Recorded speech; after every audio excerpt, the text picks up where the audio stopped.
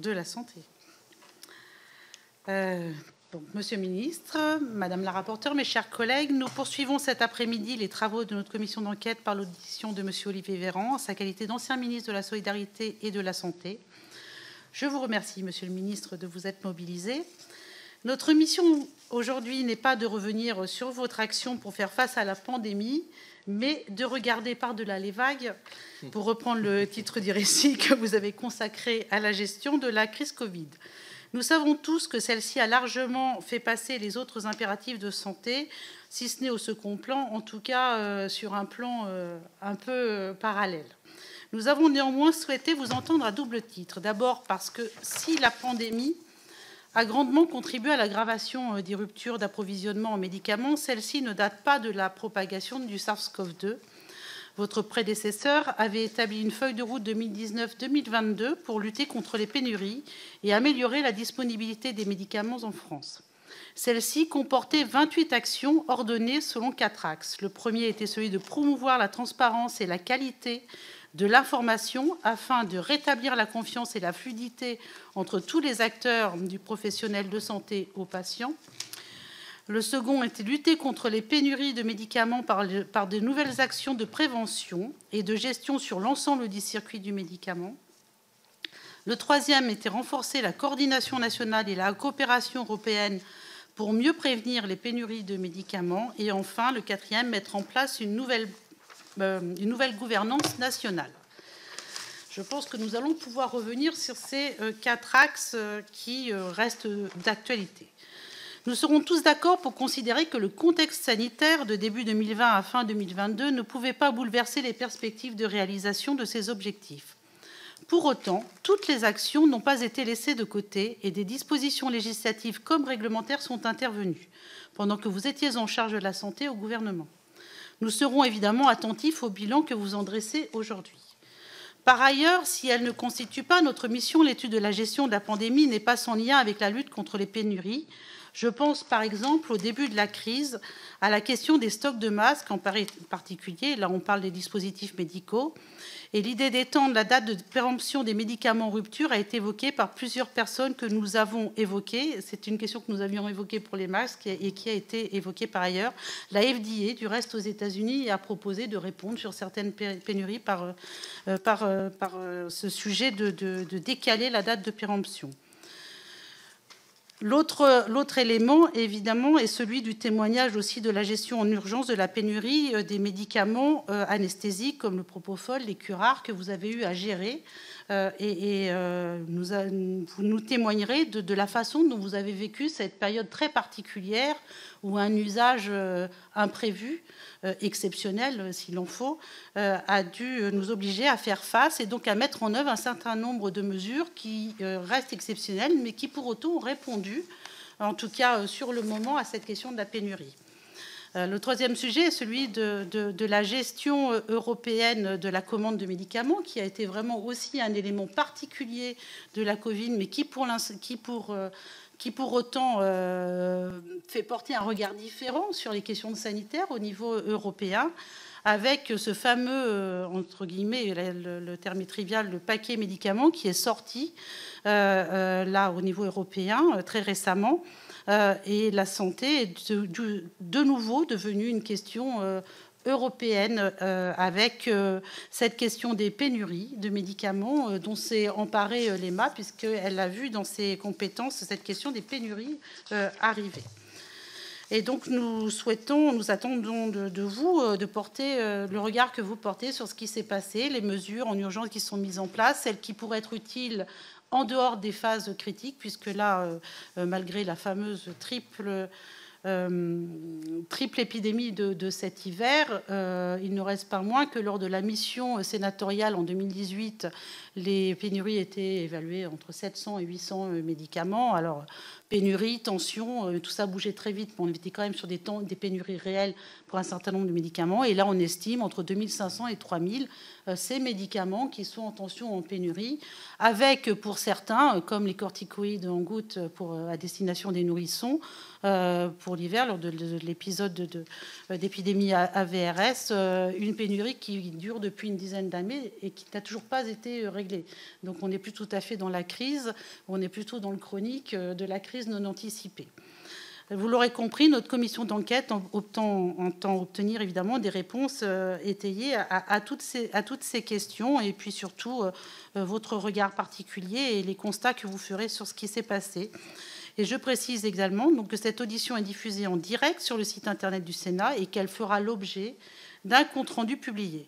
Avant de vous donner la parole, je vous rappelle, Monsieur le ministre, qu'un faux témoignage devant notre commission d'enquête est passible des peines prévues aux articles 434-13, 434-14 et 434-15 du Code pénal. Je vous invite donc, Monsieur le ministre, à prêter serment de dire toute la vérité, rien que la vérité, en levant la main droite et en disant « je le jure ». Je le jure. Je vous remercie. Monsieur le ministre, vous avez la parole pour votre intervention liminaire. Madame la Présidente, Madame la Rapporteure, Mesdames et Messieurs les vice-présidentes et vice-présidents, Mesdames et Messieurs les sénatrices et sénateurs, merci pour cette invitation, convocation en commission d'enquête. Permettez-moi en introduction à cette audition de rappeler que je suis reçu, et vous l'avez dit aujourd'hui, en ma qualité d'ancien ministre de la Santé, ça fait bizarre de voir ça sur un chevalet, et non pas au titre de mes fonctions actuelles de porte-parole du gouvernement. Aussi, je concentrerai mon intervention... Et tout à fait. Je concentrerai mon intervention et mes réponses aux prérogatives qui furent les miennes et sur la période actuelle aux seules annonces publiques faites par la Première ministre et les ministres en charge. Vous comprendrez aisément que je ne saurais apporter des éléments de réponse sur des dossiers qui n'entrent aujourd'hui plus dans mon portefeuille ministériel. Cela étant précisé, je remercie le Sénat d'assurer ce travail d'enquête, car il est toujours utile de se pencher sur cette question qui, certes, n'est pas nouvelle, mais qui a été... au cœur de l'actualité cet hiver. Elle est encore aujourd'hui, elle le sera peut-être encore, hélas, tout autant demain. Il faut croire en effet, et je parle ici en tant qu'observateur, que les pénuries viendront à s'accélérer. J'en veux pour preuve différents éléments. D'abord, le vieillissement de la population à l'échelle de notre pays et de l'Europe. On vit plus longtemps, c'est une bonne chose, mais on vit plus longtemps avec des maladies chroniques.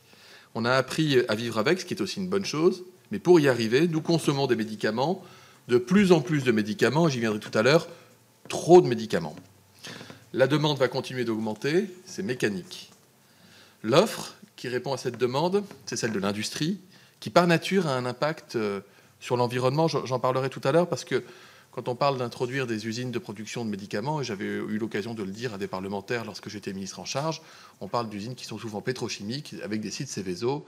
Donc tout le monde veut qu'on produise des médicaments dans le pays, mais c'est plus compliqué de trouver les endroits où l'implanter et que ça fasse consensus, et on peut le comprendre, sans oublier, sans omettre le fait que la transition écologique nous oblige aussi à faire des choix très raisonnés en matière de production industrielle. Et j'aborde même pas la question du coût de production, j'espère que c'est conjoncturel, mais la consommation énergétique de ces industries tend à peser fortement sur le dynamisme de l'offre, surtout lorsqu'elle se fait à prix constant, et j'y reviendrai là aussi.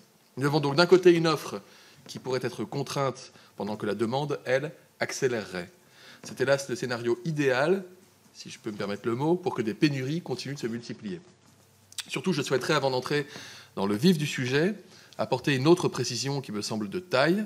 Il ne faudrait pas laisser croire à nos concitoyens que le gouvernement découvre le sujet. D'ailleurs, vous l'avez dit en introduction, et je vous en remercie. Nous avons commencé à voir la croissance des pénuries de médicaments, car nous avons commencé à les mesurer. Les déclarations obligatoires auprès de l'ANSM pour les tensions et les ruptures de médicaments ont donné à voir un état au vrai d'une situation qui était sans doute très imparfaitement mesurée jusqu'alors. Des choses ont été faites, en partie lorsque j'étais ministre, mais pas seulement. En ma qualité de parlementaire, déjà, j'ai eu à connaître des textes et réflexions portés par d'autres gouvernements que celui auquel j'appartiens aujourd'hui. Si bien qu'en matière de lutte contre les pénuries de médicaments, la France dispose d'un cadre juridique particulièrement robuste et protecteur que nombre de nos voisins nous envient. J'interviendrai aujourd'hui autour de 3 points, non pas 4, Madame la Présidente, mais 3 points qui me semblent aussi bien traduire le sens de mon action en tant que ministre de la Santé qu'être des éléments de réflexion et de prospection précieux à garder à l'esprit pour comprendre la situation du médicament aujourd'hui. D'abord, je vous présenterai la feuille de route, j'aborderai la feuille de route 2019-2022 que j'ai pilotée en tant que ministre et participé à enrichir avant d'être ministre, lorsque j'étais rapporteur général de la Commission des affaires sociales de l'Assemblée nationale. Ensuite, et c'est une évidence, mais je reviendrai avec vous sur la crise du Covid-19 et dans quelle mesure elle a été, dans sa dimension sanitaire comme économique, un accélérateur et un catalyseur, autant de la pénurie du médicament que de notre feuille de route pour lutter contre la pénurie. Enfin, je terminerai sur des considérations à moyen et long terme sur l'avenir du médicament, de sa production, à son recyclage, en passant naturellement par son usage en France et en Europe. Commençons donc par le commencement. La feuille de route 2019-2022, elle a été pensée et lancée dans un contexte qui est différent en tout de ce que nous connaissons aujourd'hui, après avoir traversé la crise sanitaire dont le caractère inédit dans l'histoire contemporaine n'a peut-être eu d'égal que sa violence pour nos sociétés. Pourtant, déjà, je m'en souviens, sur les bancs de l'Assemblée nationale, le sujet des pénuries de médicaments était un sujet de préoccupation. En 2019, le Premier ministre Édouard Philippe s'est emparé du sujet. En effet, on relève qu'en 10 ans, de 2008 à 2018, les signalements de pénurie ont été multipliés par 20. Ce qui était un fait rarissime, semblait, pour des raisons que vous connaissez, mais sur lesquelles nous pourrons revenir, devenir une tendance de fond durable en France et en Europe. Je fais d'ailleurs là une incise, la situation et les constats ne se limitent pas au seul Hexagone, l'ensemble de nos voisins sont aussi concernés. Face à l'enjeu, l'ambition et la volonté d'anticipation du Premier ministre se sont traduites en actes dans la feuille de route ambitieuse qui a été pilotée par Agnès Buzyn puis par votre serviteur. Cette feuille de route, elle visait ainsi 4 objectifs prioritaires, on y vient, promouvoir la transparence et la qualité de l'information, améliorer la gestion et la sécurisation de l'ensemble de la chaîne du médicament, renforcer la coopération européenne, mettre en place une nouvelle gouvernance nationale. Au service de ces objectifs, 28 actions ont été déployées dans le contexte contraint que vous connaissez. 7 groupes de travail se sont régulièrement réunis pour proposer des mesures concrètes. Je ne vous ferai pas la litanie de l'ensemble des actions menées dans le cadre de la feuille de route, mais je vais me concentrer sur la principale, retenue comme un des temps forts des politiques gouvernementales dans l'anticipation des pénuries de médicaments, la question des stocks. Nous avons fixé une obligation de constitution d'un stock de sécurité permanent de 2 mois pour tous les médicaments d'intérêt thérapeutique majeur et d'1 semaine pour les autres médicaments, avec possibilité de contrôle et donc de sanctions.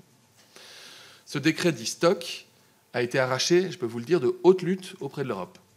Et j'espère aujourd'hui que ce dispositif sera repris à l'échelle de l'Union européenne, à la hauteur des critères français, de manière à avoir un poids plus fort vis-à-vis des laboratoires et traduire une vision partagée de l'accès aux médicaments pour les patients européens. J'étais rapporteur général, j'étais intervenu pour que ces stocks soient constitués à l'échelle du territoire européen. Je ne veux pas vous dire de bêtises parce qu'on est sous serment, mais il me semble que l'unanimité n'était pas loin, si tant est qu'elle n'était pas au rendez-vous.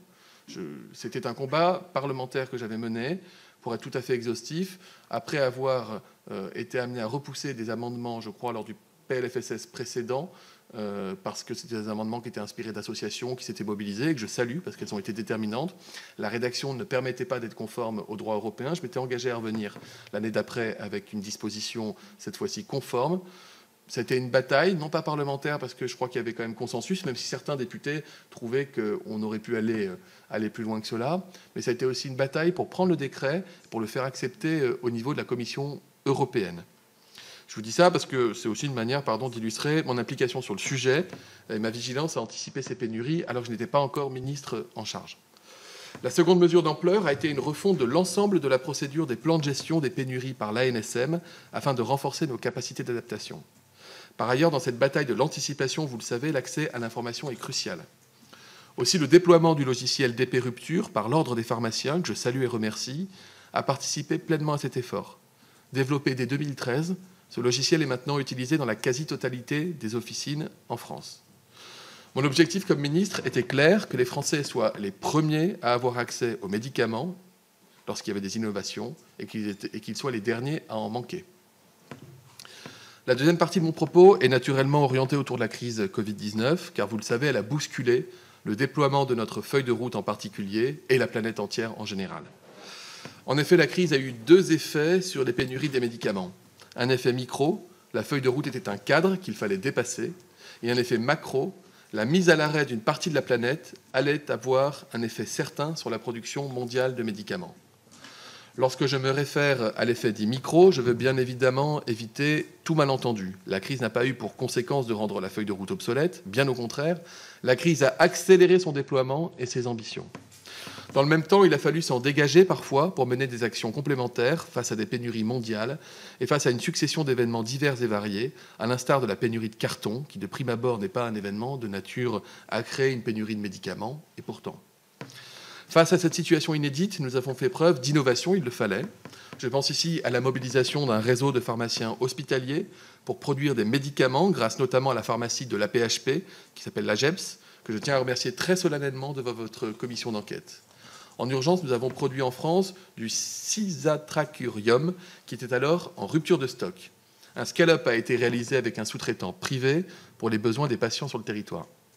Repris dans la LFSS 2022, ce dispositif vise à favoriser la production de médicaments en cas de situation critique par les pharmacies à usage intérieur des établissements de santé et les établissements pharmaceutiques publics habilités en faisant appel à des établissements privés sous-traitants. Il pourra être mobilisable en cas de rupture ou de crise sanitaire. Nos actions de crise ont été traduites dans la loi, c'est une excellente nouvelle dont il faut se féliciter. Par ailleurs, qui dit crise dit aussi reprise. La France a accompagné cet élan. Ainsi, dans le cadre de France Relance, le ministère de la Santé a travaillé en étroite collaboration avec la Direction générale des entreprises, la DGE, depuis 2020, à la mise en place de dispositifs visant à redévelopper les productions en France. Pour réduire la dépendance extra-européenne, 150 projets ont été soutenus, 1,3 milliard d'euros d'investissements industriels, 650 millions d'aides d'État dédiées. Aides d'État qui s'élèvent à 1,5 milliard d'euros dans le cadre du dispositif France 2030, grâce aux dérogations européennes au titre des PIEC. Et pardonnez un instant mon chauvinisme, mais nous sommes fiers, en Isère, de nous préparer à réaccueillir la production de paracétamol, suite à l'engagement du président de la République en juin 2020, dans le cadre de France Relance. Surtout, et ce constat sera la parfaite transition vers mon troisième point, la crise a définitivement confirmé que la politique du médicament devait se penser et être traduite au niveau européen pour qu'elle soit pleinement efficace. J'en viens par là à la dernière partie de mon propos, donc, autour de pistes de réflexion. D'abord, la solution est européenne. D'abord, je serai sentencieux à ce sujet, il ne faut surtout pas se tromper de combat. La solution ne peut être qu'européenne. Pourquoi ? Parce que les industriels ne produisent pas qu'en France. Parce que la production de médicaments n'est pas soumise aux mêmes aléas, aux mêmes normes et critères d'un pays à un autre. Comme nous avons mené la bataille du vaccin en européen, nous devons mener celle de l'approvisionnement de médicaments à cette même échelle. Si la France venait à poser un cadre d'obligation nationale bien trop strict vis-à-vis de ses voisins, nous prendrions le risque d'une perte de compétitivité qui nous fragiliserait dans l'accès aux médicaments. C'est d'ailleurs le sens de l'engagement pris par les deux ministres, messieurs Braun et Lescure, au service d'une nouvelle stratégie en matière de prévention et de gestion des pénuries. Ensuite, il faut viser la sobriété dans la consommation des médicaments. Il faut garder à l'esprit que la France fait partie des pays en Europe et dans le monde où la consommation de médicaments est la plus forte. Il me semble qu'une des solutions se trouve dans la réduction de notre consommation de médicaments à travers plusieurs leviers. D'abord, la dispensation à l'unité, permise par la loi anti-gaspillage pour une économie circulaire. Je salue d'ailleurs l'engagement, c'était Brune Poirson, qui était secrétaire d'État à la transition écologique à l'époque, en faveur de ce dispositif, qui est hélas aujourd'hui trop peu employé. Je m'étais d'ailleurs mobilisé comme député pour les antibiotiques, parce que les antibiotiques, c'était quelque chose qui s'y prêtait peut-être davantage que des médicaments qui peuvent être parfois conditionnés en des boîtes plus importantes pour des gens qui sont atteints de maladies chroniques. Des expérimentations ont été conduites, mais on voit que de la théorie à l'acte, c'est assez compliqué. On vous parlera de la sérialisation, de la sécurisation, etc., qui fait que cette idée excellente, pour mémoire, je crois que c'était l'idée la plus souvent remontée dans le cadre de la grande marche de la campagne d'Emmanuel Macron en 2017, et que le passage, la réalisation en pratique, se heurte à beaucoup de contraintes, notamment normatives. Ensuite, l'augmentation de la maîtrise médicalisée est un autre levier. Pour cela, il faut accompagner un changement de culture. Toute consultation médicale ne doit pas nécessairement être conclue par la prescription d'un médicament. Enfin, il faut renforcer notre vigilance sur la prescription à tout va d'antibiotiques. Ça demeure une priorité, notamment en renforçant notre capacité et notre recours à des tests permettant de définir tout simplement si une infection est virale ou bactérienne. On a développé les TROD, tests rapides en pharmacie.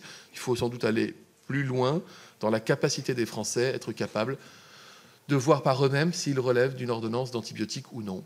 Je ferai peut-être plaisir à Madame la rapporteure Laurence Cohen en citant hors de mon texte, je crois que c'était Ivan Illich, qui avait écrit un ouvrage il y a de cela 50 ans qui s'appelait Némésis médicale et qui racontait par le menu comment, à force d'expliquer aux gens que la santé ne leur appartenait plus, enfin l'évaluation de leur santé ne leur appartenait plus, mais appartenait à des experts, on les avait éloignés d'un certain nombre de connaissances pourtant fondamentales qui doivent permettre à des citoyens français d'être capables de davantage s'autonomiser dans la gestion d'un certain nombre de maladies dites courantes. Je ferme ma parenthèse, Ivan Illich. D'ailleurs, je ne sais pas si vous avez auditionné la déléguée, je ne sais plus si c'est une déléguée ministérielle à l'antibiorésistance, qui fait un travail formidable, moi que je recevais tous les 3 mois comme ministre dans mon bureau, et qui a obtenu déjà des résultats importants en matière de réduction de prescription d'antibiotiques. Ainsi, il s'agit que les médecins prescrivent moins, que les pharmaciens délivrent moins, et que les Français consomment mieux, de la sobriété en santé, en somme. Il ne s'agit pas d'une punition, il ne s'agit pas d'un aveu de faiblesse, au contraire, on doit faire évoluer nos usages pour viser une juste consommation, ni trop ni trop peu, des médicaments dans notre pays. Troisièmement, pas de médicaments sans industrie verte. Évidemment, cette question de l'approvisionnement en médicaments n'est pas la seule prérogative des ministres de la Santé, elle est éminemment industrielle. Et pardonnez-moi d'enfoncer des portes ouvertes, mais je pense qu'elle est cruciale. En effet, je faisais référence à l'impact environnemental de cette industrie en introduction. Nous parlons souvent de réimplantation dans nos territoires de notre production, de relocalisation d'usines, qui aujourd'hui sont pour la plupart situées sur le continent asiatique. Mais nous le savons, la situation n'est pas aussi évidente ou simple que cela. La question du futur du médicament est donc intimement liée à celle du verdissement de notre industrie. Et ce d'autant que les pays actuellement producteurs de matières premières sont eux aussi en train d'opérer des changements de paradigme au regard de l'urgence écologique. En 30 ans, la production de 80% des principes actifs a été délocalisée en Asie. 80% des principes actifs nécessaires à fabriquer des médicaments, y compris ceux d'intérêt thérapeutique majeur pour la population mondiale, sont concentrés dans quelques pays d'Asie. Qu'en sera-t-il lorsque ces pays ne voudront plus produire ces principes actifs ou lorsque des tensions, on ne sait jamais ce qui peut arriver à l'avenir, on ne le souhaite pas, des tensions géopolitiques pourraient conduire à des pressions sur ces chaînes de délivrance des principes actifs au reste du monde.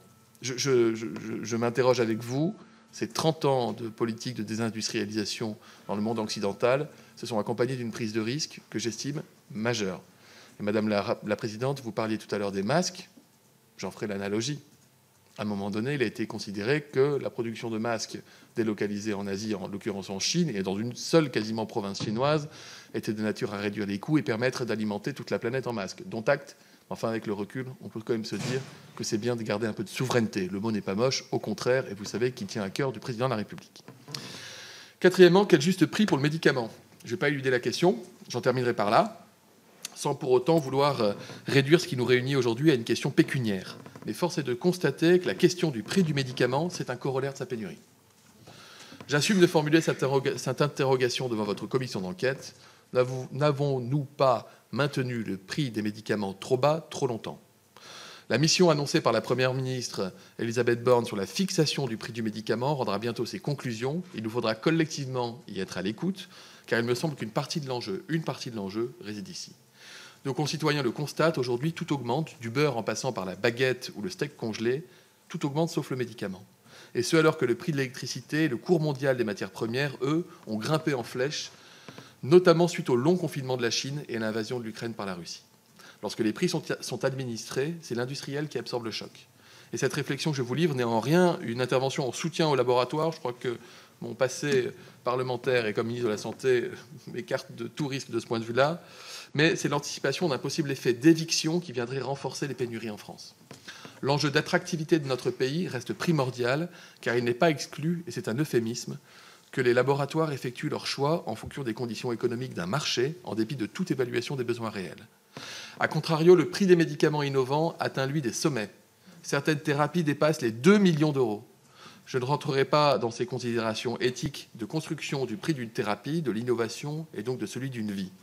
Le Conseil consultatif national d'éthique a brillamment abordé le sujet en soulevant les questions, les dilemmes et la nature des arbitrages dans un avis de grande sagesse. C'est l'avis 101, intitulé « Santé, éthique et argent », qui se termine ainsi par ces mots inspirants. La question éthique posée par l'examen de la dimension économique du soin explore la tension entre l'autonomie et la solidarité, entre la liberté individuelle et le bien public. cette tension ne peut recevoir de réponse que dans la recherche d'équité, c'est-à-dire dans la justice. C'est la même recherche d'équilibre entre des réalités et des ambitions, chacune légitime, chacune bienvenue, qui doit guider l'action publique dans l'identification des solutions afin de continuer à anticiper et à mieux anticiper les pénuries nationales et européennes que nous connaissons et celles à venir. Je vous remercie de votre attention. Je suis évidemment disponible pour vos questions. Merci beaucoup pour ces longs propos liminaires qui ont abordé tous les sujets. Je vais directement passer la parole à Madame Laurence Cohen, rapporteure, pour une première salle de questions. Merci, Monsieur le ministre, pour votre propos liminaire. Donc, je vais un peu suivre d'ailleurs la trame de votre propos, puisque vous êtes parti à juste titre de la feuille de route de 2019 à 2022. Effectivement, cette feuille de route avait fait de la transparence et de l'exhaustivité de l'information sur les ruptures d'approvisionnement un des axes majeurs de la politique du gouvernement. Vous l'avez d'ailleurs rappelé, mais cette ambition apparaît assez inachevée. La plupart des personnes que nous avons auditionnées regrettent, en fait, ou ont regretté devant notre commission d'enquête un manque d'informations. Et je pense plus particulièrement aux médecins. C'est-à-dire qu'il y a un décalage entre l'information que peuvent avoir les pharmaciens, et d'ailleurs vous avez parlé du logiciel d'épée rupture, et les médecins nous ont dit qu'en fait ils étaient informés, alertés, par les pharmaciens, mais qu'eux disposaient de peu d'informations, en tout cas, j'allais dire, pas comme en étant en première ligne. Alors, quels sont, à votre avis, les points de blocage ? Pourquoi est-ce qu'il en est ainsi ? Est-ce qu'il n'y a pas des mesures simples et rapides à prendre pour modifier cet état de fait ? Vous parlez en deuxième élément de la crise du Covid qui a accéléré l'ambition de la feuille de route. Et à juste titre, je partage, vous rendez hommage au réseau hospitalier et à l'AGEPS. Et justement, nous avons auditionné l'AGEPS qui a fait, comme vous l'avez dit, un travail absolument remarquable pendant la période notamment de la crise. Et quand nous avons interrogé donc l'AGEPS, en fait, ce qu'ils ont pu faire et produire pendant la crise, ils ne peuvent pas la faire hors de période de crise, car en fait, les règlements ne le permettent pas.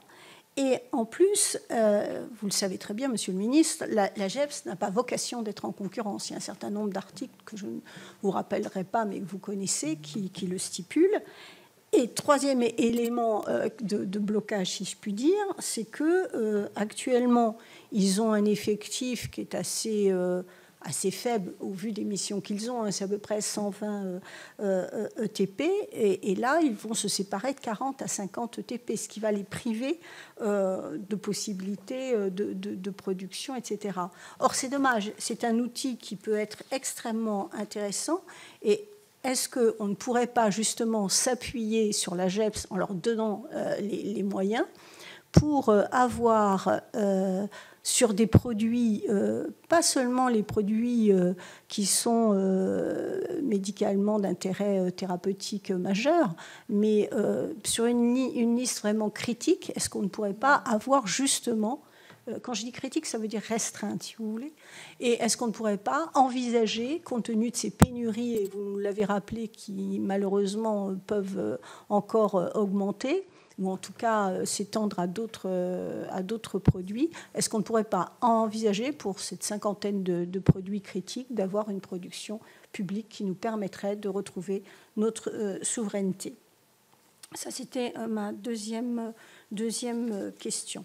La troisième question, c'est concernant le manque de gouvernance de l'ensemble du système qui a souvent été mis en avant. Et d'ailleurs, dans votre ouvrage, je vous cite, vous dites « Il y a une nuée de sigles qui traduit la complexité et la densité des agences et structures françaises dans le champ de la santé ». Alors, à la lumière de vos 2 années au ministère de la Santé, est-ce qu'il vous paraît qu'une réforme de la gouvernance est souhaitable ? Vous voyez, je vous cite. L'autre question que je veux vous poser, c'est Dans la politique, on a vu que le médicament, en fait, était une variable d'ajustement au niveau de l'ONDAM, hélas. Et que, autrement dit, les contraintes budgétaires qui sont imposées au secteur sont extrêmement fortes et elles ne sont pas compatibles avec une sécurisation de l'approvisionnement en médicaments. Vous savez ma position par rapport à l'ONDAM, donc ce n'est pas de ça dont je veux débattre, mais je veux regretter et avoir votre point de vue là-dessus, sur le fait que dans cette enveloppe ONDAM, eh bien, le médicament est vraiment le parent pauvre, j'ai dit la variable d'ajustement. Mon autre question, c'est que vous avez souligné la politique de relocalisation de la production de certains principes actifs essentiels. Et effectivement, vous êtes l'élu d'un département qui est fortement marqué par l'industrie chimique. Et nous avons pu, avec Madame la Présidente, aller visiter le site de l'usine future du paracétamol que C15 relocalise. Et d'ailleurs, nous l'avons visité. C'est une zone qui regroupe, vous le savez, plusieurs sites Seveso. C'est une plateforme qui est extrêmement intéressante, qui fédère vraiment beaucoup de choses qui leur permettent d'avoir une production sécurisée, on va dire. Donc, comment la France peut encore, disons, favoriser de telles relocalisations? Parce que c'est une expérience qui est intéressante, c'est bien, mais en même temps, il faut peut-être multiplier les choses. Mon propos, ne vous méprenez pas, ce n'est pas de dire qu'il faut tout relocaliser en France, ce serait complètement stupide. Je pense qu'il faut une coordination, et vous l'avez souligné, au niveau européen, et qu'il faut relocaliser au niveau européen dans une parfaite harmonie entre les différents pays. Dans la loi de financement de la sécurité sociale pour 2022 que vous avez portée, il y avait prévu d'ajouter un nouveau critère de tarification du médicament tenant à l'implantation industrielle, justement. C'est pour ça que je fais les liens avec C15, etc. Le CEPS que nous avons auditionné nous a indiqué que son utilisation pourrait se limiter aux médicaments innovants. Et de mon point de vue, si on ne vise pas prioritairement les médicaments matures, qui représentent l'essentiel des pénuries, est-ce que vous ne pensez pas, Monsieur le ministre, que nous manquons la cible, en tout cas que cette mesure va manquer sa cible, et qu'il faudrait ne pas se limiter à seulement ces médicaments? Enfin, ma dernière question, c'est concernant les prix des médicaments. Il nous est apparu, en tout cas dans toutes les auditions que nous avons pu avoir, qui ressortait en fait, on va dire, d'abord, le besoin de transparence de ces prix, parce que nous avons été extrêmement, au départ, surprises et surpris, mais du fait que personne n'était bien au fait de ce que faisait le CEPS et le CEPS, pardon, et ce que faisait, qu'est-ce qui constituait le prix, quels étaient les critères, etc.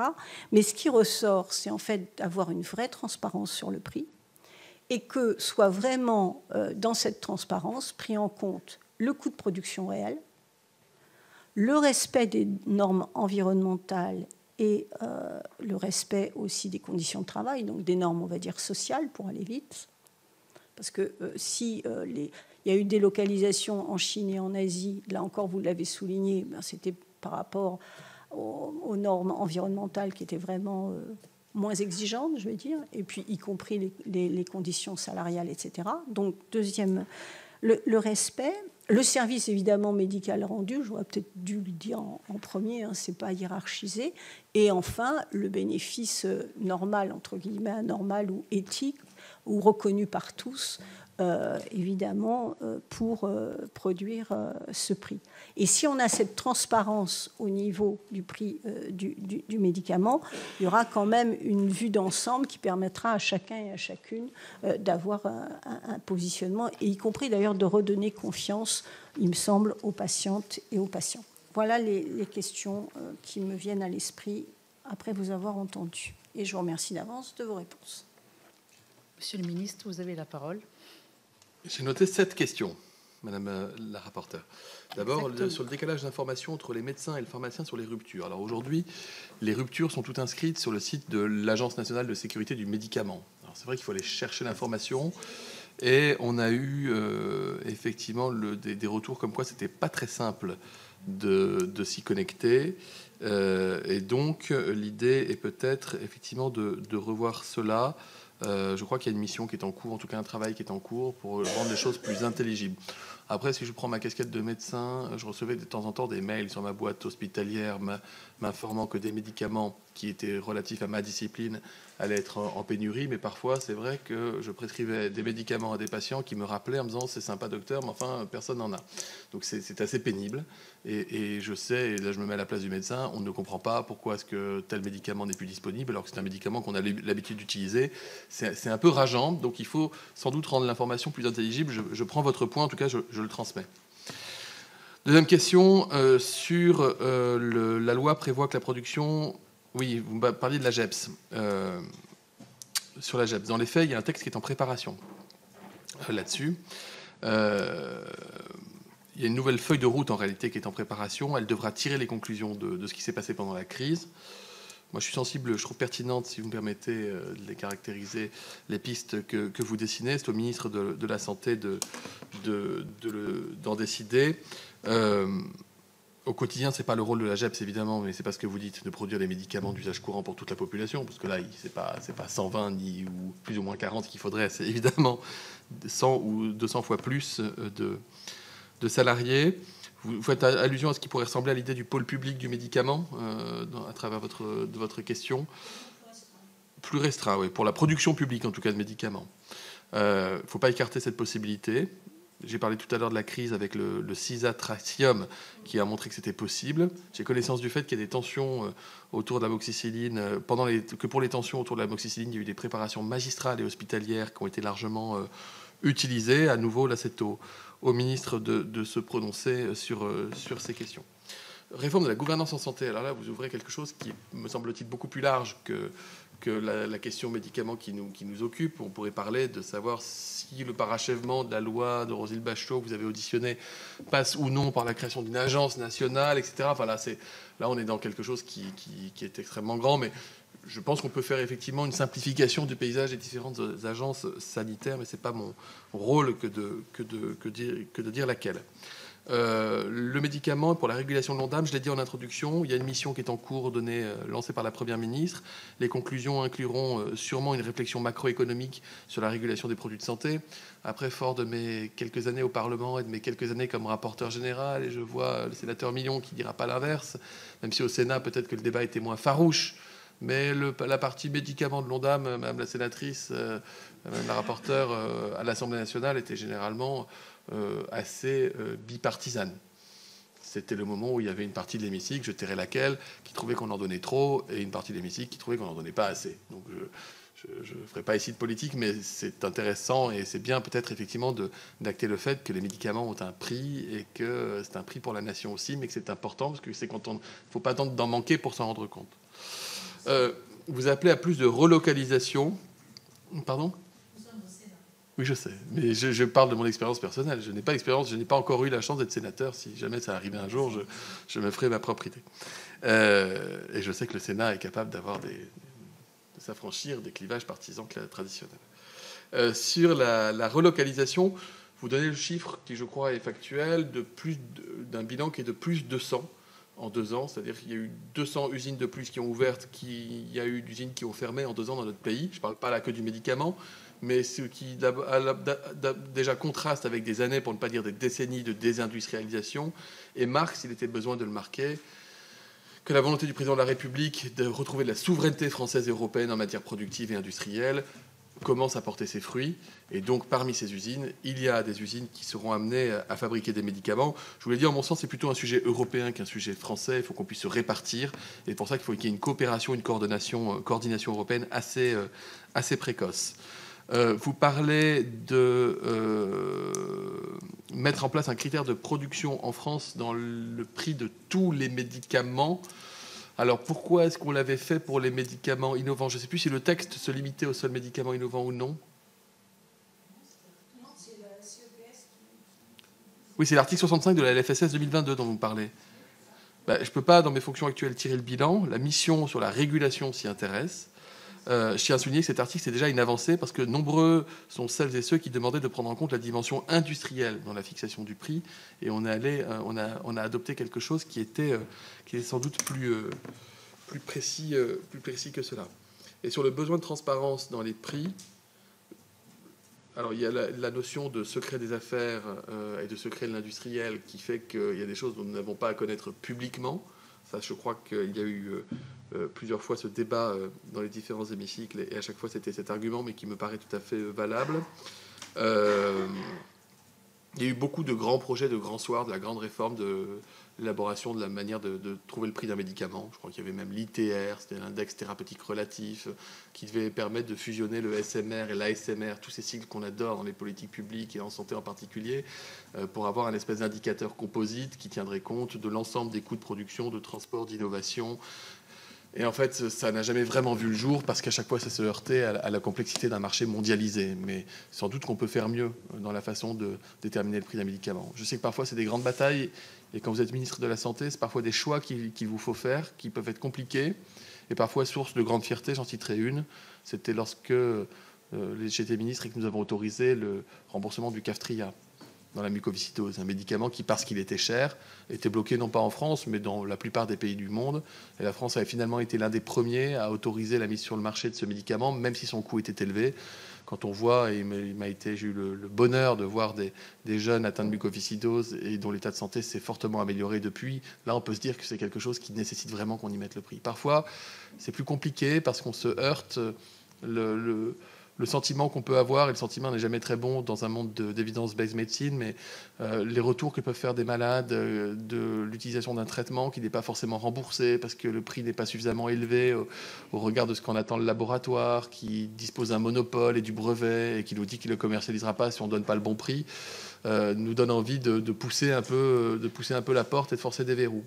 A contrario, des fois, c'est vrai qu'on autorise des médicaments qui vont être très chers, qui sont parfois des deuxièmes, des troisièmes lignes de chimio dans des maladies dont l'espérance d'amélioration de la santé peut se poser en termes de questions. On est tous, vous savez, tous les pays occidentaux sont soumis à cette même nécessité de mettre en place, donner accès le plus tôt possible à l'innovation au prix le meilleur possible, en n'étant jamais pieds et poings liés par les laboratoires. Ça, c'est absolument impensable et impossible. Et donc, c'est le rôle du CEPS. Il n'a pas un rôle facile. Il n'est pas doté d'énormément de moyens pour le faire, mais de gens qui sont très compétents. Et donc, on essaye, PLFSS après PLFSS, d'améliorer leurs conditions de travail et d'exercice de leur mission. Ce n'est pas toujours simple, il faut pouvoir se dire les choses.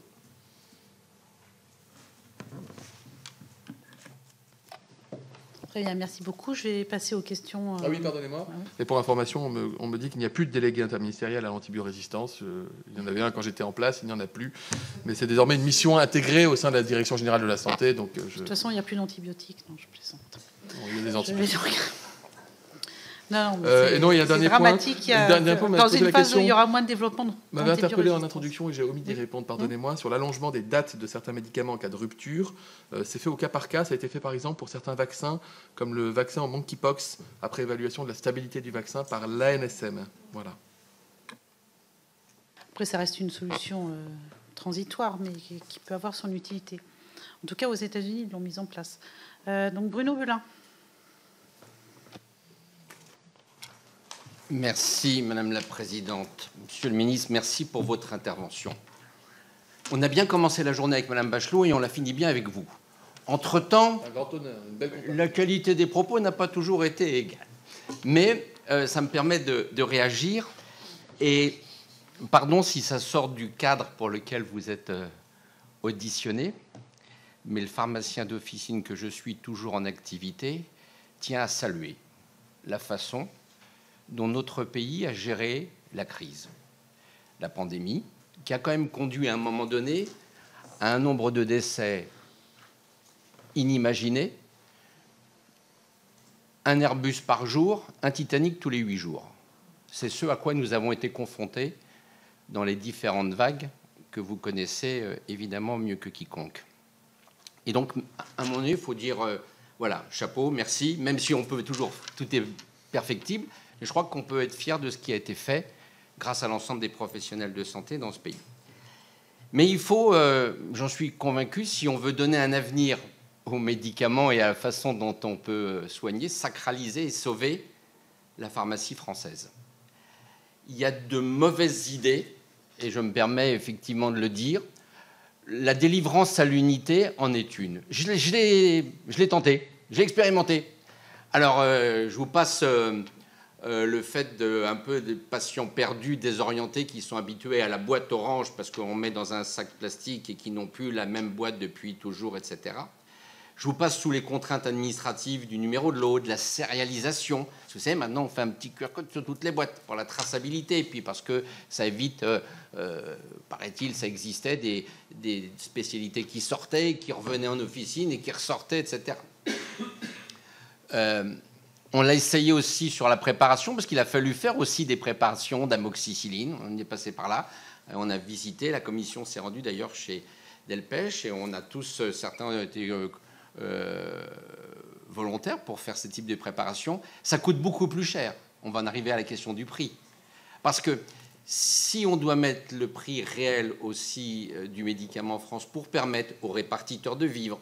Rappelez-vous, avant la MDL, la marge dégressive lycée, il y avait un pourcentage pour les... Enfin non, vous n'étiez pas encore en exercice, mais on a connu ça pour les plus anciens d'entre nous. On vous a raconté l'histoire. Il y avait un pourcentage pour les répartiteurs, un pourcentage pour la recherche, un pourcentage pour le brevet, etc. Et ça arrivait à stabiliser. Depuis que, si on bouge le prix du médicament, on va avoir peut-être effectivement un retour à ça, mais on va avoir un prix excessif en pharmacie qui n'arriveront plus à se revendre. Quand je dis qu'il faut sacraliser la pharmacie, c'est aussi aujourd'hui qu'il y a à peu près 10%, 8 à 10% des licences qui ont disparu en France. Vous le savez comme moi. Ça a des conséquences d'accès à la santé, ça a des conséquences sur l'aménagement du territoire, parce que ce sont les plus petites officines et les plus petites dans les territoires les plus ruraux qui ont aussi disparu. Ce qui est un vrai sujet, vous savez qu'il manque aujourd'hui à peu près 1 millier de postes en officine, et on estime qu'il va manquer 6 à 7 000 pharmaciens d'ici la fin de la décennie. Vous êtes un membre éminent de ce gouvernement, donc ça fait partie des messages sur lesquels vous êtes crédible et que vous devez relayer. On est en train de créer les déserts pharmaceutiques après avoir créé les déserts médicaux. Rappelez-vous de ce qu'on se dit aujourd'hui, ce que je crains malheureusement, et nous sommes certains en exercice encore aujourd'hui dans cette salle, à le voir avant la fin de la décennie. Donc il faut arriver à faire confiance un peu plus aux pharmaciens sur la délivrance. On passe beaucoup de temps, on a passé tous beaucoup de temps. L'activité a été chronophage et destructrice. Et donc, je crois qu'il faut permettre aux officinaux de travailler dans les meilleures conditions. Et je peux vous assurer que la délivrance à l'unité, aujourd'hui, n'est pas envisageable.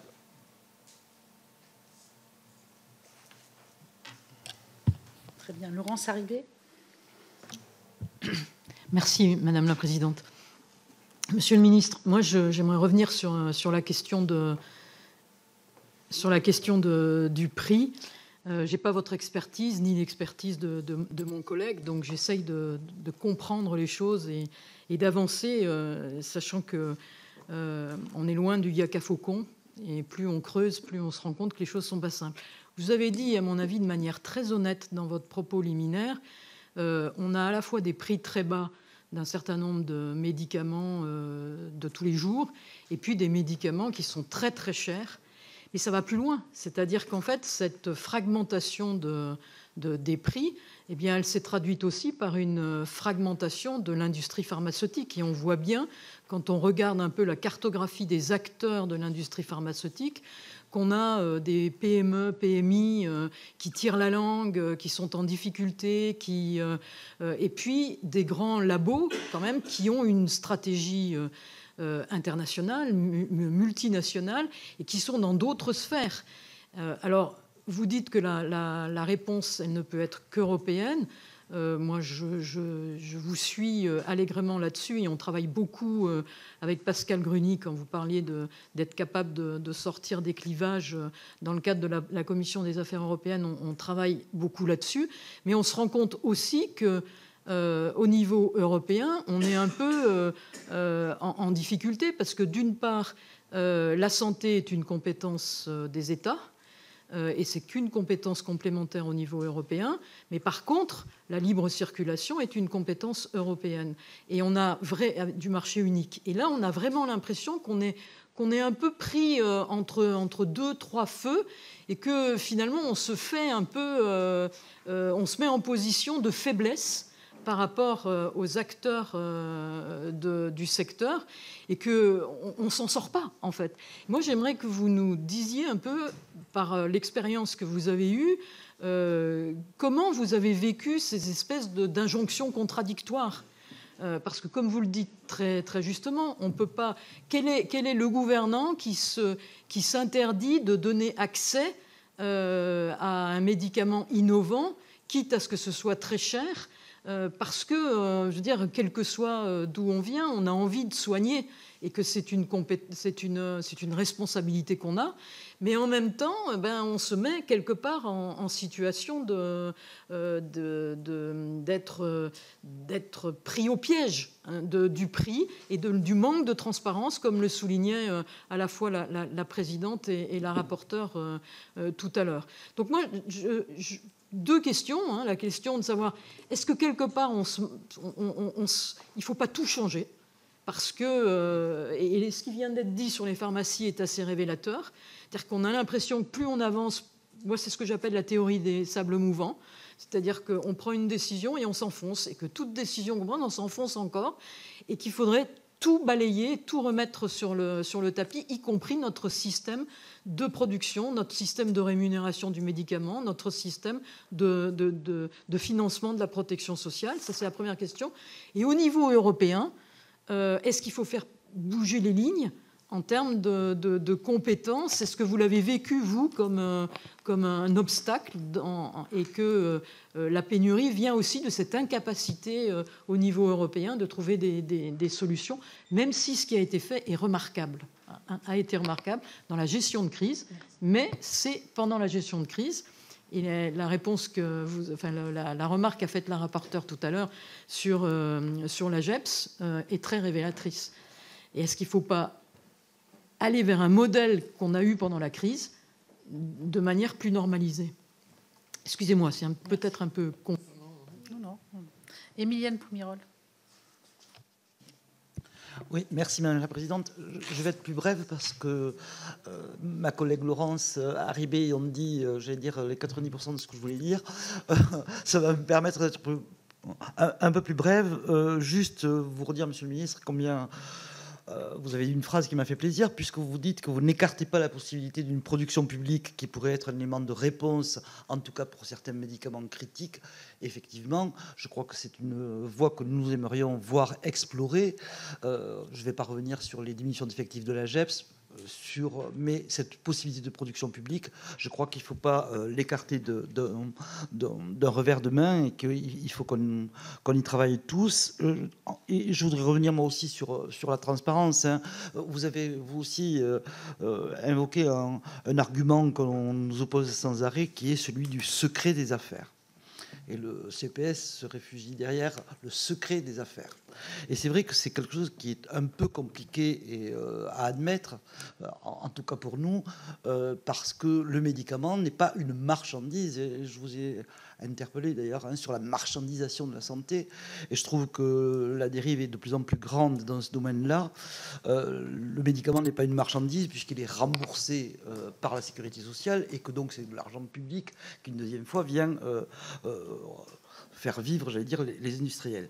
Or, le flou qui existe sur ce secret des affaires permet, je le crois aujourd'hui, à des big pharma, parce que c'est effectivement il y a les deux volets, Laurence l'a dit, il y a les petites PME qui font les médicaments matures, et puis il y a les big pharma qui aujourd'hui se concentrent uniquement sur les thérapies géniques ou les biotech, et abandonnent, et on a eu Sanofi en audition déjà il y a 1 an et demi qui nous l'a confirmé, abandonne quasiment la R&D en matière chimique, parce que effectivement une boîte de Doliprane ou une boîte de Lovenox, ça rapporte pas autant qu'une thérapie génique à 1 ou 2 millions d'euros. Alors, Monsieur le Ministre, est-ce que vous pourriez nous dire comment on peut justifier un tel prix, et quelle est l'action que pourrait avoir le gouvernement en matière de contrôle et en tout cas d'indications pour qu'il n'y ait pas des prix pareils. Vous avez cité l'exemple de certains traitements, mais on sait bien que le prix pour l'hépatite C, par exemple, n'a pas été le même en France qu'il a été en Inde. Donc, ce n'est pas le prix de production qui compte, ni le transport, etc. C'est selon la capacité du pays à payer, à accepter un paiement. Donc, est-ce qu'on ne peut pas avoir, en matière législative, quelque chose à faire dans ce domaine-là? Merci, chers collègues. Il reste encore deux collègues qui en ont la parole. Laurence Muller-Bronn. Merci Madame la Présidente. Monsieur le Ministre, ma question, elle est aussi, comme les collègues qui se sont exprimés avant moi, autour du prix. Parce que vous l'avez évoqué, le secret des affaires. Pourtant, là, on le sent dans toute la population. On comprend bien qu'on est face à des montants extrêmement important et que c'est de l'argent public. Les entreprises du Big Pharma ont quitté nos pays pour avoir une rentabilité plus importante en Chine, en Inde ou ailleurs, donc ont licencié. C'est bien l'argent public qui a pris tout ce monde-là en charge. Ensuite, on verse des crédits impôt recherche. Je vois Sanofi qui a touché 7 milliards d'euros de crédits impôt recherche en 10 ans. Et par le même temps, elle licencie 5000 chercheurs. Et puis aujourd'hui, vous l'avez dit, on essaye de relocaliser, mais on paye encore ces entreprises-là pour relocaliser. Or, ça devient tellement gros qu'on peut se poser des questions du prix réel. Et on l'a évoqué, on a eu un laboratoire juste avant vous qui nous a dit, c'est le premier qui nous dit son prix réel, qui est très bas. On a vu aussi sur le vaccin, quand on entend en Europe la vente du vaccin à 120 € et que le coût de production est à moins de 10 €, alors que les marchés sont énormes pour les États, ça devient difficile de pouvoir l'accepter. Le médicament n'est pas un bien de consommation comme les autres, vous l'avez dit, mais parce qu'il y a la santé, parce qu'il y a la vie ou la mort derrière, eh bien, on en profite un peu et on fait monter la peur, l'angoisse. On voit bien sur des traitements très très chers, des piqûres à 500 000 €, 1 million d'euros, où on fait jouer des associations qui sont créées par les Big Pharma, des associations de malades, et qui vont venir aussi faire comprendre que l'État doit payer. La force publique, elle ne peut pas être à la botte des grands financiers. Elle ne peut pas. Il y a un moment, il faut que ça s'arrête. Et c'est ce qu'on attend de vous pendant la crise Covid. Alors, on parle de l'Europe, mais au niveau de l'Europe, c'est encore pire, puisqu'on a donné des millions et des millions à des laboratoires européens ou mondiaux qui, finalement, au bout, n'ont pas produit de vaccins et ont gardé quand même l'argent public qui leur a été versé. Donc, il n'y avait même pas l'obligation de résultat. L'argent a été versé, beaucoup d'argent, il n'y a rien au bout. Et on dit qu'on n'a pas eu le temps, qu'on n'a pas pu, etc. Et on parle aujourd'hui de l'OMS qui va quand même avoir aussi un pouvoir sur les réglementations de santé et la circulation des habitants du monde pour la santé. Donc, est-ce que c'est plus facile? On comprend bien que l'Europe a son mot à dire, mais est-ce que c'est plus facile? Ça veut dire aussi certainement encore des budgets plus importants de dépenser, des budgets publics. Merci. Corinne Imbert. Merci Madame la Présidente. Monsieur le Ministre, dans l'exercice des fonctions qui étaient les vôtres en tant que ministre de la Santé, avez-vous eu connaissance parce qu'on parle beaucoup des exportations parallèles de médicaments par des grossistes répartiteurs, par des shortliners, puisque les médicaments, on en revient au prix, seraient achetés à un prix meilleur dans d'autres pays, y compris des pays européens. Aviez-vous connaissance de ces shortliners, de ces grossistes répartiteurs qui avaient ces pratiques? Et avez-vous le nom de ces shortliners, de ces grossistes répartiteurs? Puisque c'est quelque chose qui revient régulièrement, qui est dénoncé, mais avez-vous connaissance précisément de ces opérateurs qui interviennent dans la chaîne logistique de l'approvisionnement en médicaments et qui auraient profité de prix bas en France pour vendre à un meilleur prix dans d'autres pays? Je vous remercie. Donc, je vais vous laisser répondre à cette série de questions. Et puis après, j'aurai quelques questions et nous conclurons avec la rapporteure. Merci. Bien, Madame la Présidente. Alors, Pour le sénateur Belin, on dit parfois que les Français peuvent avoir le sentiment que les politiques publiques n'arrivent pas à répondre à des objectifs ou à des enjeux qui peuvent être parfois des enjeux du quotidien ou parfois des logiques de bon sens. Quand les Français sont très nombreux à vous dire qu'ils ne comprennent pas pourquoi est-ce qu'on continue de leur vendre une boîte de médicaments pour 11 jours alors qu'ils ont 6 jours de traitement, quand ils ouvrent leur pharmacie familiale en rentrant à la maison et ils se foutent, hein, vous avez cette petite pharmacie que vous ouvrez et vous avez des boîtes qui vous tombent dessus tellement vous en avez, et que de temps en temps, dans le grand ménage de printemps, vous regardez les dates de péremption, vous dites « Oula, celui-là, ça fait 3 ans qu'il n'est plus là ». On a tous ça chez nous. Franchement, on a tout ça. On a tout ça chez nous. Moi, j'ouvre un tiroir dans la salle de bain, je tombe sur une boîte de médicaments, d'un truc qui m'a été prescrit. On a tout ça. Et on se dit, alors, ça fait du carton, du plastique, avec des blisters et des médicaments. Je ne sais pas quoi en faire. Je les garde, je les jette. Là, il y a des recyclages qui existent. Et j'invite les Français qui nous regardent nombreux à aller recycler les boîtes de médicaments. Il n'empêche que je n'ai plus le chiffre en tête, pardonnez-moi, ça fait des années, mais le nombre de tonnes de produits actifs, de médicaments qu'on bazarde ou qu'on stocke dans les pharmacies, je comprends parfaitement la demande des Français qu'on évolue vers une dispensation à l'unité. Il y a certains pays dans lesquels vous allez, et quand vous avez le malheur d'être malade, on vous donne une ordonnance et vous repartez avec une petite boîte plastique que vous pouvez d'ailleurs recycler aussi, avec le nombre de comprimés dont vous avez besoin. Moi, je me dis qu'il n'y a pas, sur le papier, de raison de penser que l'Europe ne serait pas capable de faire ce que les États-Unis font, basiquement. Et c'est vrai qu'ayant dit cela, eh ben, on est heurté à des normes de sérialisation, de traçabilité qui sont sans doute fondamentales. Pourquoi je vous dis ça avec sincérité comme ça? C'est parce que, en fait, ça, je l'ai trouvé sur ma route tout le temps, dès que je voulais mener des politiques publiques de santé. Alors, faisant face à une crise sanitaire qui nécessitait de prendre des mesures extraordinaires, j'ai pu prendre un certain nombre de dispositions dites extraordinaires en des temps courts. Ça vous paraît peut-être, mais sur le papier, permettre aux pharmacies de ce pays, aux pharmacies d'officine, de produire leur propre gel hydroalcoolique, il a fallu quand même un arrêté, je crois, ou un décret pour l'autoriser. Les pharmaciens, pardon, ils ont fait combien d'années d'études? Ils ont un diplôme. Ils ont fait de la chimie organique, ils connaissent parfaitement la pharmacopée, ils sont en contact des Français. Ils sont quand même 21 000 dans le pays, ils sont partout, ils demandent d'avoir une place plus importante dans ce pays, dans l'offre de soins. Il a fallu quand même prendre un arrêté dérogatoire exceptionnel pour leur permettre de produire du gel hydroalcoolique. Je vous le dis comme ça. La télémédecine, pardon, je sors du médicament, mais quand j'arrive, on fait 10 000 actes de téléconsultation par semaine dans notre pays. 10 000, c'est risible.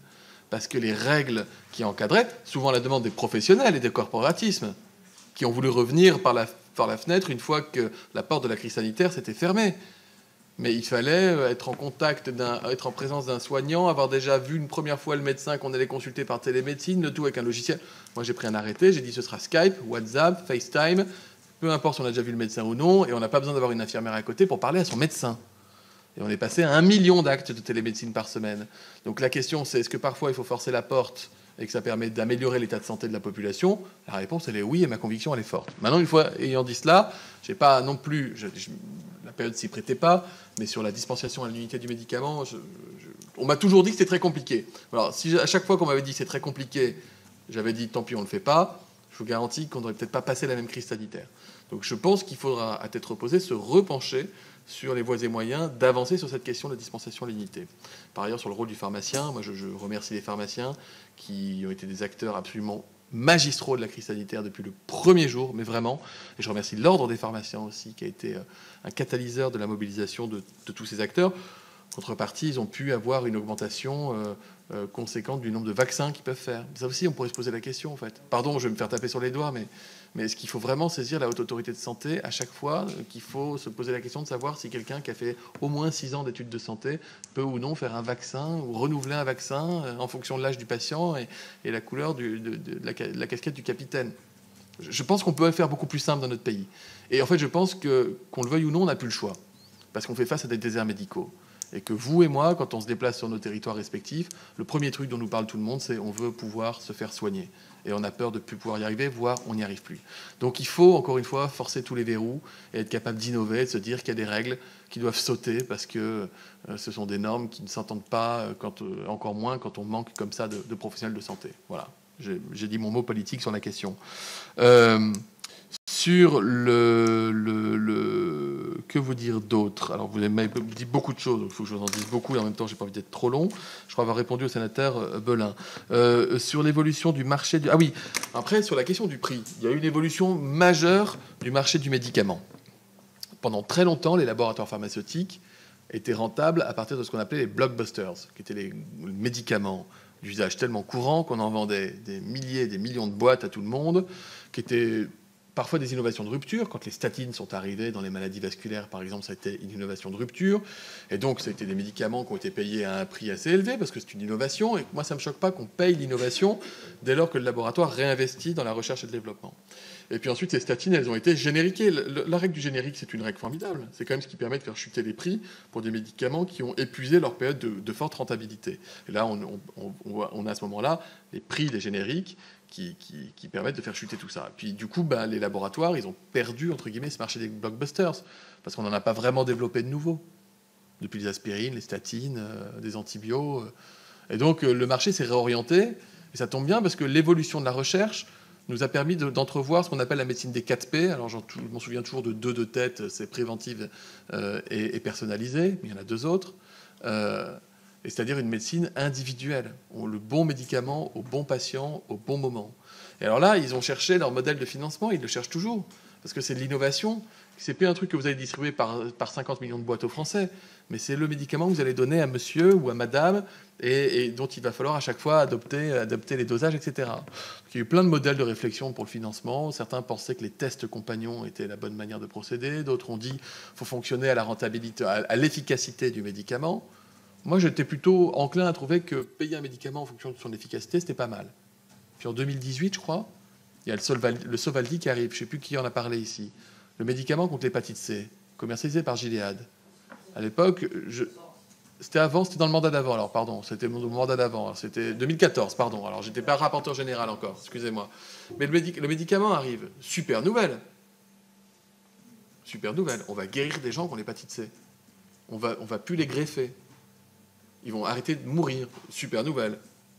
Quand on a vu le prix du médicament, ça fait super nouvelle, mais ça va nous coûter, parce que c'est une question d'arbitrage. Si vous mettez 1 milliard pour soigner l'hépatite C, c'est 1 milliard que vous n'allez pas prendre. Donc ça veut dire que tous les autres médicaments vont chuter en prix. Donc à l'époque, l'industrie du médicament, le LEM qui les représente, était même en train de dire, les amis de Gilead, ils abusent un peu parce que le milliard qu'ils demandent pour leurs médicaments, certes qui est très bien, on va nous le prendre en baisse de prix sur tous les autres médicaments. C'est exactement ce qui s'est passé. Alors on avait mis à l'époque un mécanisme dans la loi qui faisait qu'au-delà d'une certaine enveloppe, on récupérait via une taxe sur le chiffre d'affaires au laboratoire. Je connais l'esprit Retors qui avait développé ce truc-là, c'était moi. Mais de manière à éviter de perdre trop. Mais j'avais convoqué au Parlement le patron de Gilead à l'époque, qui était venu, et je lui avais demandé de m'expliquer. Je ne sais plus combien c'était, 90 000 euros par... 40 000, pardon. Ouais, c'est ça. 55 000. Bon, c'était odieux. Bon, j'avais demandé la même question que celle que vous posez. Combien ça vous a coûté en recherche et innovation? En l'occurrence, ils avaient racheté une petite start-up américaine et qui avait prévu dans des documents internes de vendre le médicament beaucoup moins cher. Ils avaient fait une OPA et ils avaient décidé de faire beaucoup plus de marge. Donc à l'époque, j'étais pas très content et vous étiez là d'ailleurs avec moi. Et donc et j'avais demandé, expliquez-moi. Il m'avait dit, regardez combien vous économisez. Donc il avait dit, alors, il n'y a plus ces greffes, il n'y a plus les décès, vous gagnez l'espérance de vie, etc. Donc c'est de l'argent en moins que vous payez. J'avais dit, si on raisonne comme ça, mettez dans la catégorie dépenses les retraites qu'on va payer. Si on raisonne comme ça. Donc c'est très compliqué en fait de trouver. Il n'y a pas de martingale. Et en fait, pourquoi il n'y a pas eu la grande réforme du mode de financement du médicament? C'est qu'en fait, le jardin à la française, ça n'existe pas. Donc en fonction des catégories de médicaments, si vous faites face à un truc très innovant ou un truc moyennement innovant, si c'est une innovation de rupture ou si c'est juste changer le packaging et mettre une forme libération prolongée du même médicament, il ne faut pas traiter les choses de la même manière. Et c'est pour ça que le CEPS, il fait ce job-là. Vous parlez de transparence, le prix du médicament, il est public. C'est transparent. Par contre, la manière dont sont négociés les prix, mais pardonnez-moi, je veux bien qu'on fasse une règle différente pour le médicament que pour tout le reste de l'industrie, mais il se trouve que le secret des affaires, ça existe pour tout ce qui ne concerne aussi pas le médicament. Non mais... Je vous dis pas autre chose. Je vous dis que j'ai posé mes faits d'armes plaident pour moi. Référez-vous à la presse. Mes faits d'armes plaident pour moi. J'étais comme vous scandalisé de ne pas comprendre comment était élaboré le prix d'un médicament. Et parfois c'est très compliqué. Et alors parfois vous faites des choix éthiques. Et encore une fois, quand vous avez un labo qui vous vend un médicament pour soigner des gamins qui ont la mucoviscidose et que ça coûte très cher, vous faites ce choix-là. Non mais dans ce cas-là, du coup, à quel moment vous ne faites pas ce choix-là? Je vais vous dire. Je crois que de mémoire, c'est le ministre. Je crois que de mémoire, le seul pays qui avait mis en place un système, alors eux très à l'anglo-saxonne, c'était les QALY, c'est l'Angleterre, c'est le Quality Age Life Year, Adjustment Life Year. Mon anglais est formidable, Madame Cohen est très sensible à mon anglais. Et ils avaient c'est-à-dire combien coûte une année de vie en bonne santé, c'est un QALY, ou combien coûte 2 ans de vie en ayant 50% de perte de santé. Et ils ont donné un prix, c'est-à-dire qu'ils ont donné un prix à la vie. Et en disant tout ce qui dépasse, on rembourse pas, et tout ce qui dépasse pas, ben, honnêtement, vous voyez faire ça en France. Bon, on ne le veut pas. Moi, je ne veux pas comme médecin, comme parlementaire, comme ministre, évidemment non. Donc, il faut continuer de pousser dans les négociations qui sont très serrées entre le CEPS et les labos pour faire en sorte que, dans le cadre de l'enveloppe qui est attribuée aux labos, ben, chacun ait conscience que s'il demande trop, eh bien, c'est les autres qui vont voir leur prix qui vont baisser. Mais on est au début des problèmes. La thérapie génique est une formidable nouvelle, mais ça va coûter très cher. La médecine des 4 P. J'ai retrouvé les 4 P, ou plutôt quelqu'un a eu la gentillesse de me l'envoyer. C'est préventif, prédictif, participatif et personnalisé. Ça va coûter très cher. Et en fait, il va falloir qu'on trouve un mécanisme de régulation de ce marché du médicament, parce qu'on va vouloir payer. Moi, j'ai des patients, enfin des personnes que je connais qui souffrent horriblement de migraine ou d'algie vasculaire de la face. Il y a un médicament qui semble les soulager très fortement, mais dont l'ASMR, telle qu'elle a été produite par la Haute Autorité de Santé, j'ai pas à en juger, fait que le médicament ne peut pas être remboursé au prix qu'il est. Donc, ils vont chercher leur médicament à l'étranger. Ça leur coûte 300 ou 400 balles par mois. Et ils me disent, si je ne le prends plus, je vis plus. Vous voyez où on en est? Donc c'est très compliqué. C'est des arbitrages permanents qu'il faut pouvoir réaliser. C'est à la fois politique et à la fois hautement scientifique. Sur j'ai un peu digressé, pardon. Vous parlez de l'Europe. Pour moi, l'Europe, c'est pas du tout un problème. L'Europe, c'est une solution, en l'occurrence. C'est très clair. Parce que, d'abord, il y a un paquet relatif à la révision de la législation pharmaceutique qui a été présenté la semaine dernière. Je vous laisse prendre connaissance du texte, mais il va porter des avancées qui sont intéressantes. Ensuite, je ne pense pas qu'il y ait eu d'injonction contradictoire au niveau européen. Quand on a dû acheter des vaccins, l'Europe était là. Quand on a dû acquérir des médicaments innovants, l'Europe était là. Je parle du Covid. La question de l'accès aux médicaments en Europe est plus complexe parce qu'il y a derrière la question de la prise en charge financière. Et là-dessus, en France, on a un peu un atout quand même, c'est qu'on a une super protection sociale et qu'on arrive à rendre accessibles des médicaments qui ne le sont pas forcément chez certains de nos voisins. Voilà, moi je crois vraiment à l'Europe comme étant source de solutions plutôt que de problèmes. Vous dire aussi, peut-être vous rappeler les objectifs de la mission qui a été lancée par la Première ministre. Il s'agit de se pencher sur l'accès des patients aux produits de santé ainsi que sur la soutenabilité des dépenses de santé. Autre problématique, retrouver un objectif de souveraineté sanitaire. Autrement dit, il sera question d'étudier un renforcement de la production de produits à la fois innovants et essentiels. Il sera également question de relocaliser la production des produits de santé stratégiques et de travailler sur l'attractivité des territoires pour les industriels du secteur. C'est tout un programme. Sur les shortliners, enfin, en cas de rupture, la NSM interdit systématiquement les exportations parallèles. Ce n'est pas un sujet shortliner, c'est le modèle de l'exportation parallèle qui peut concerner tous les grossistes. L'exportation parallèle n'est pas interdite par la loi, on peut simplement l'interdire en cas de rupture, ce que fait systématiquement l'ANSM. Après, la question de savoir si, lorsque c'est interdit, certains ne respectent pas l'interdiction, il faut poser la question à l'ANSM. S'il faut agir plus sur l'exportation parallèle, il faut une mesure communautaire, car précisément, ce serait une atteinte au marché, au libre-échange européen.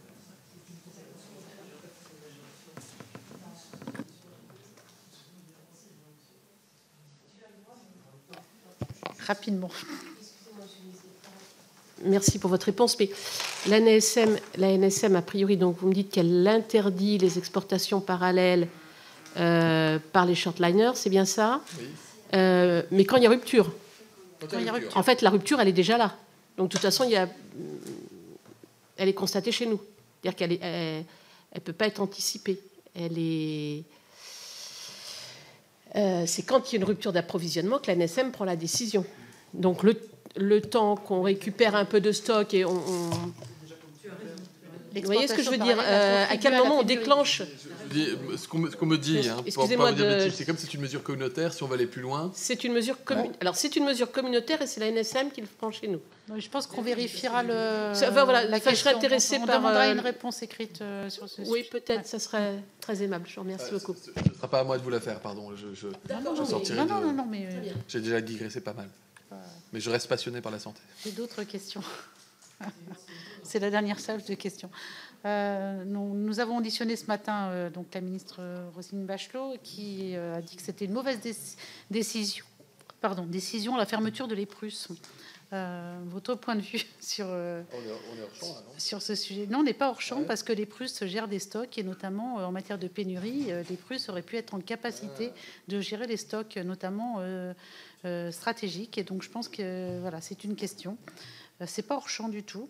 Ce qui n'est pas hors champ non plus, c'est la question de la liste des essentiels, puisqu'on a 3000 MITM et que donc voilà, on s'orienterait vers une liste, alors peut-être nationale, européenne, très probablement pour le coup, puisque l'EMA se penche sérieusement sur la question. Quel est votre point de vue sur ce sujet? Parce que la constitution de la liste des MITM avait fait appel à toutes les sociétés savantes et voilà, on était arrivé à 3000. Pensez-vous faisable qu'on descende à une liste de 200, 100 à 200 parce que c'est vrai que si on doit avoir des mesures particulières, évidemment, il faut mieux que la liste soit restreinte pour amener un maximum de contraintes et sécuriser l'approvisionnement. Sur la question des médicaments matures et des prix, parce que en fait c'est le gros sujet des médicaments matures, y compris certains anticancéreux comme le 5-fluorouracil en ce moment. Cette question des pénuries concerne ces médicaments matures. On est quand même, par exemple, les inhibiteurs de la pompe à protons, on est à la 7e baisse de prix des IPP.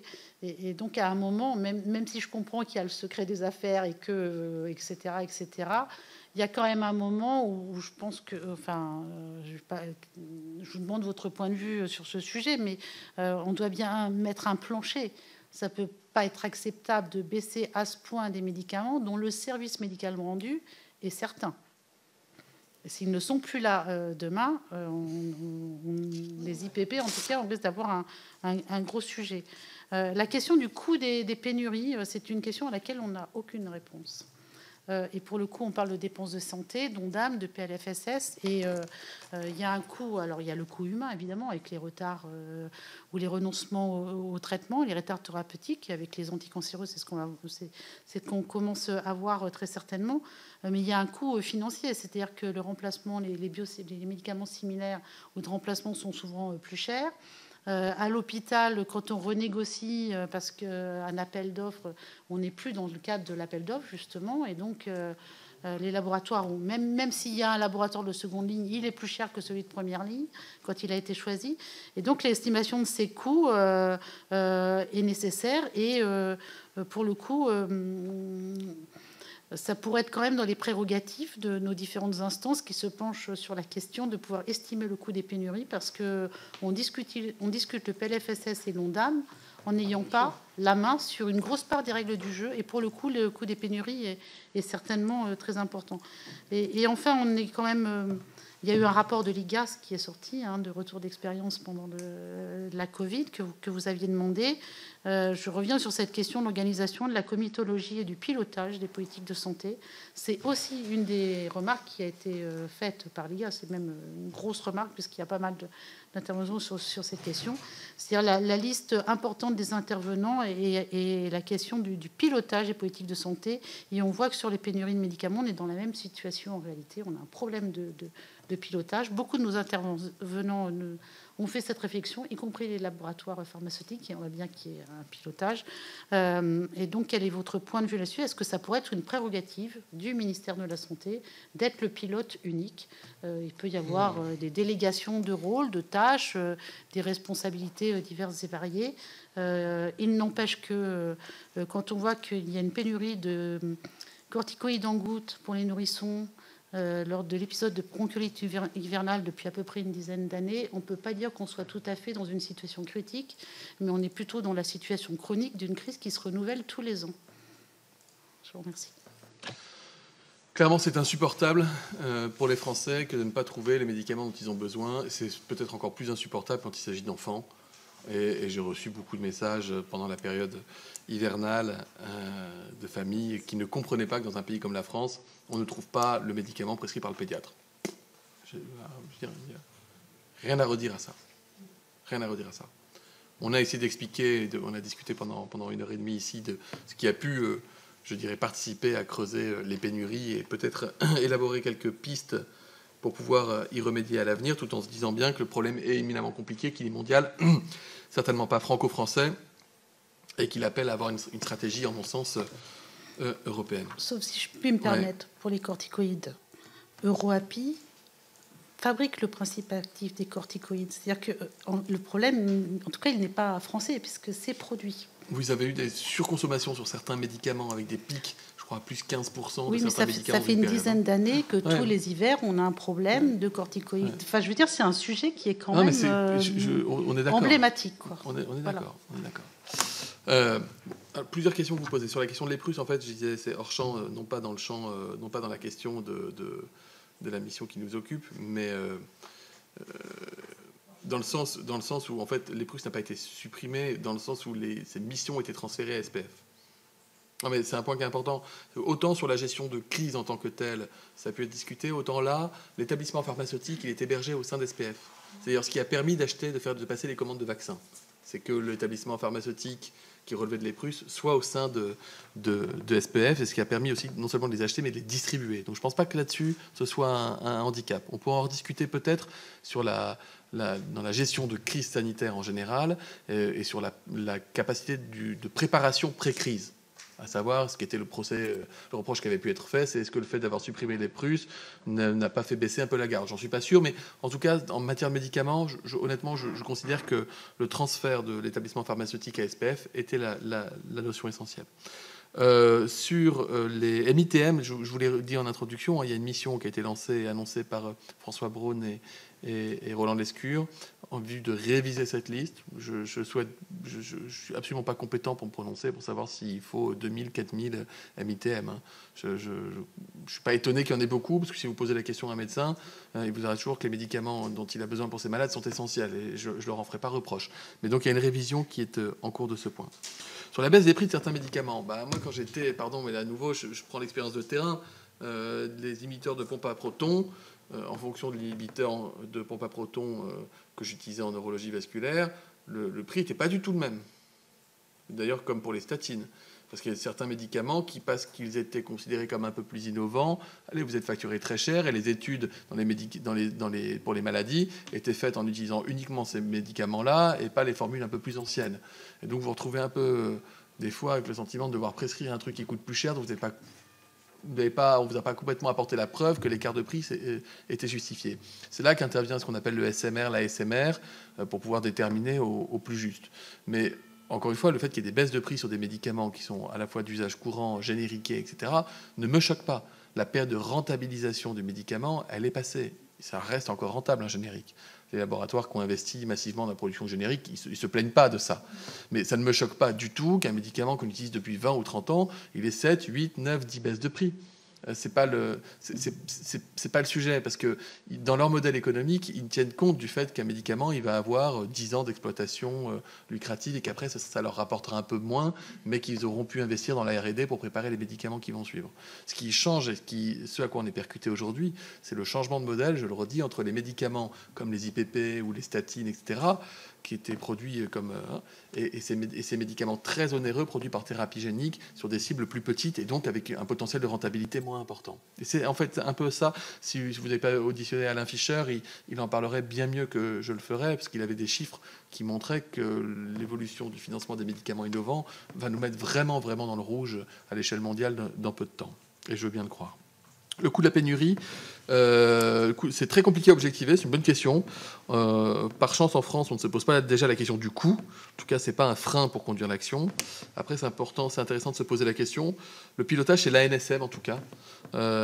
Au quotidien, c'est l'agence qui gère l'interface avec les acteurs pour la gouvernance de la pénurie, cette fois-ci. qui doit gérer cela. Donc, en mon sens, le paysage des agences, il est assez clair. La NSM, elle a quand même, c'est une agence qui fonctionne très bien et qui est dotée de ses prérogatives.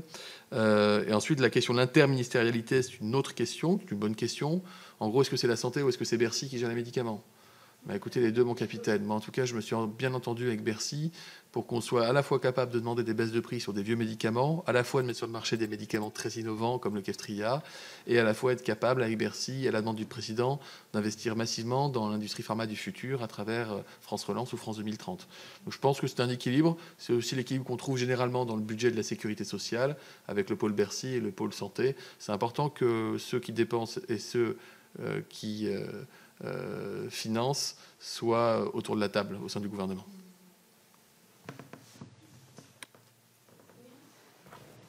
Deux petits corollaires par rapport à ce que vous avez dit, parce que effectivement, quand on est allé visiter donc ces 15, ce que nous a dit le PDG, en fait, c'est que pour les 100 produits critiques, ça ne coûtait pas beaucoup d'argent que de relocaliser, parce que les usines étaient multiproduits.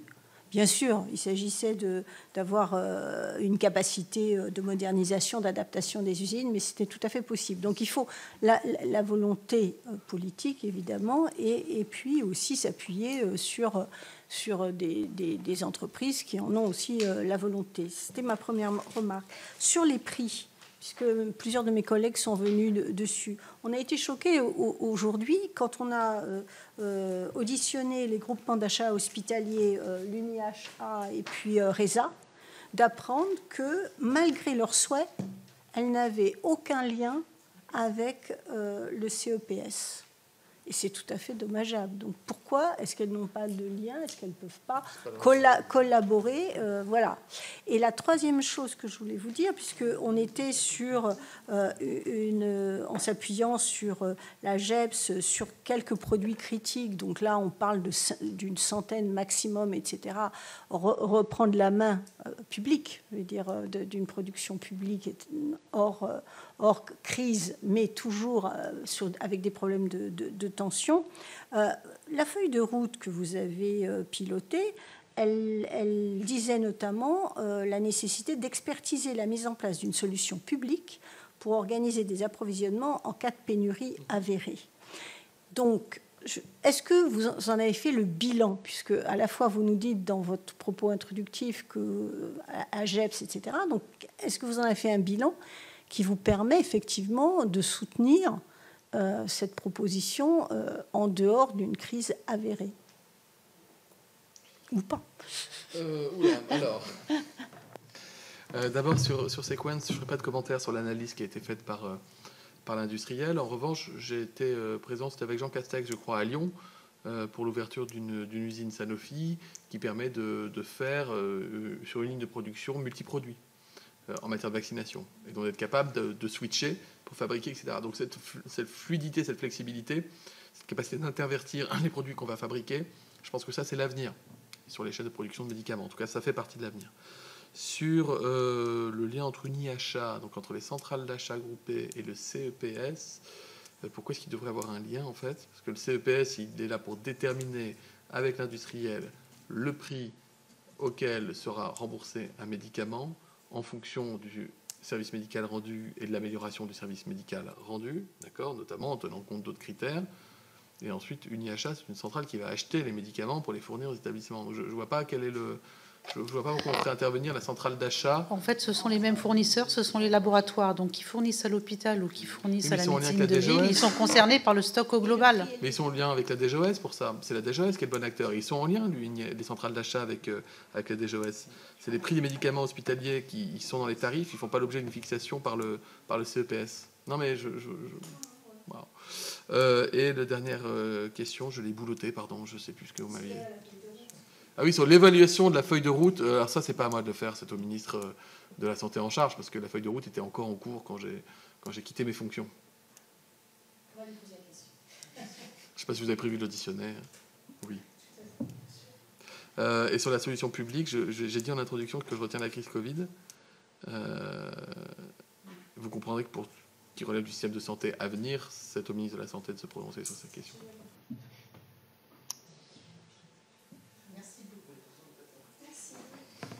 Merci, Monsieur le ministre. Je ne sais pas si vous avez d'autres éléments que vous voulez porter à notre connaissance. Je pense que ça va, là. On vous remercie Vous beaucoup. avez En une tout longue cas, journée.